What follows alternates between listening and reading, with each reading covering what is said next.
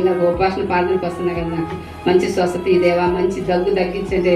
15 రోజులైనా 3 వారాలు ఎట్ట మాట్లాడుతుంది దేవుడు, ఉపవాసం ఉండు, ఉపవాసం ఉండాలి, ఉపవాసం ఉండాలంటే నేను ఉపవాసం ఉన్నామంటే తెల్లారాక నాకు కళ్ళు తిరగటం, వాంతి వచ్చినట్టు ఉంటాం.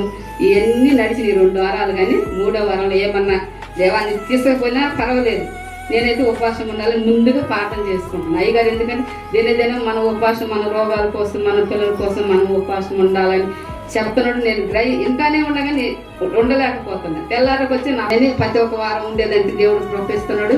ఎందుకంటే ఆయన మాటలు మన హృదయంలో ఉంది కాబట్టి మన బలహీనత అంతా ఆయనకు మహిమ కలగాలి. ఆయనే తీసేసే దేవుడు, స్వస్థిచ్చే దేవుడు కాబట్టి బలపరుస్తాడు, మన రోగాలన్నీ తీసివేస్తాడని వాక్యం దినదినం ఎంత అంటే అబ్బా ఎందుకు నా జీవితం ఇలా సరిపోయినా పర్వాలేదు ఇలాంటి మాటలు వినాలని అంత మాలో అలా ప్రోత్సహిస్తుంది. దేవుడికి వందనాలు, స్తోత్రాలు.